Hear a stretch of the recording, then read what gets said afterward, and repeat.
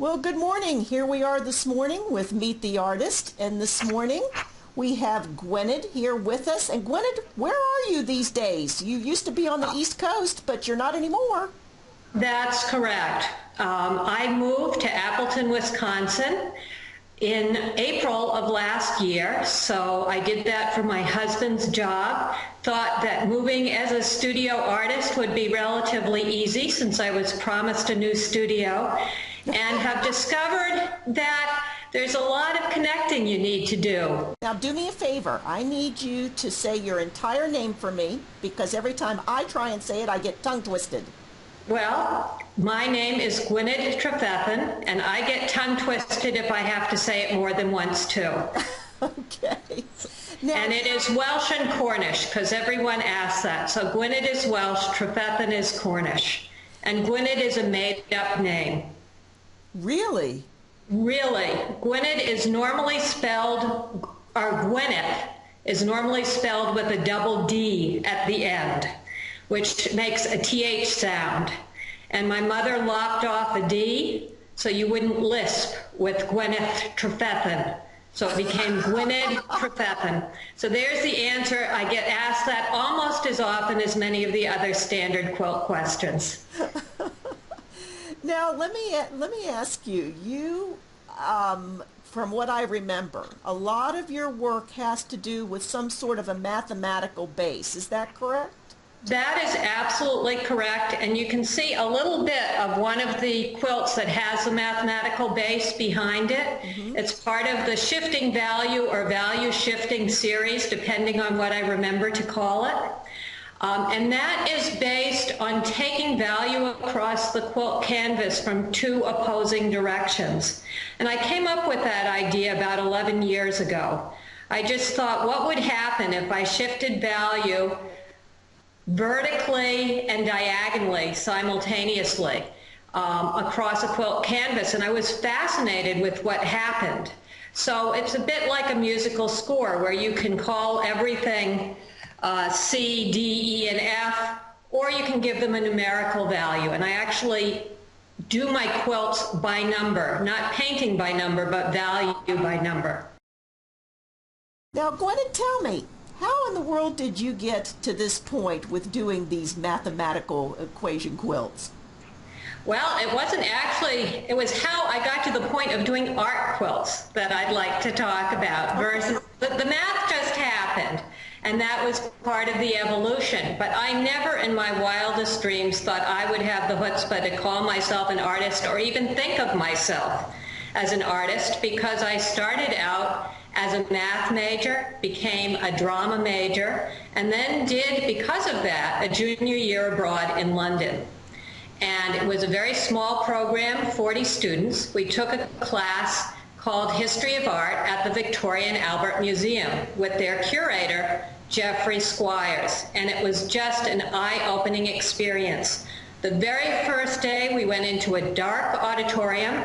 He had two slides up. This was all pre-computer, so it was two slides simultaneously, and asked us to tell him what was the same about the two pieces. And one was a vase and one was an armoire. And none of us could come up with anything similar.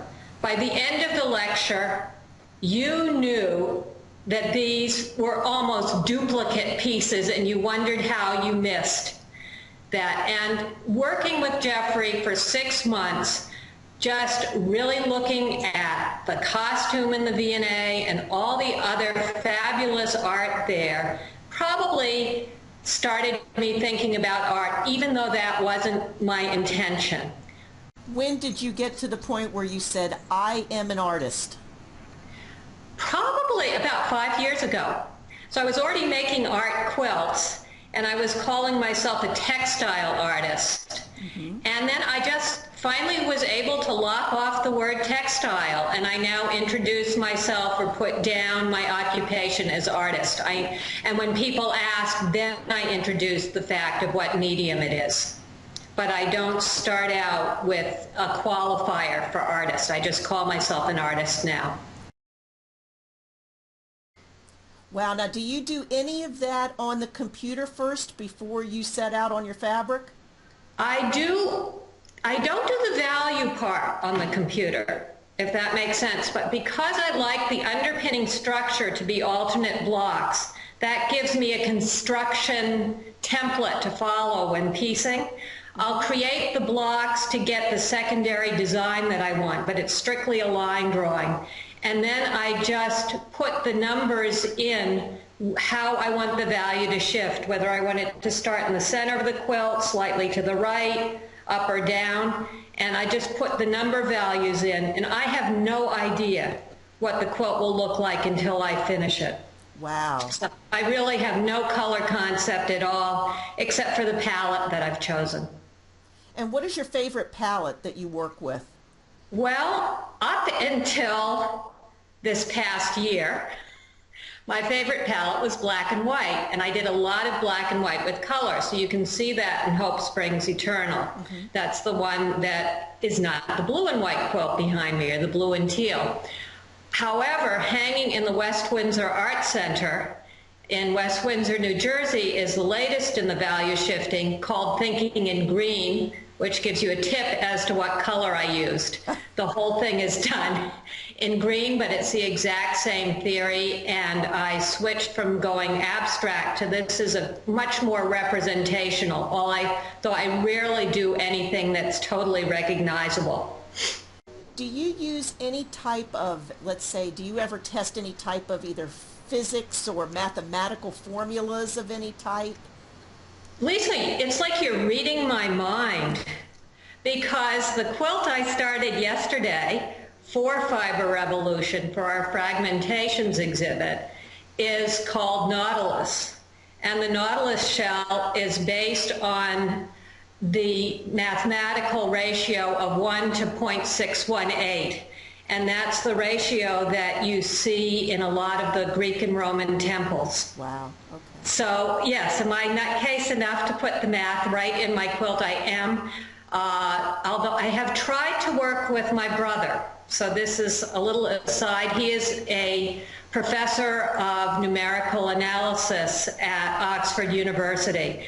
And I've begged him and begged him and begged him, because he does all kinds of parabolic formulas and has written such bestsellers as Spectra, Pseudospectra.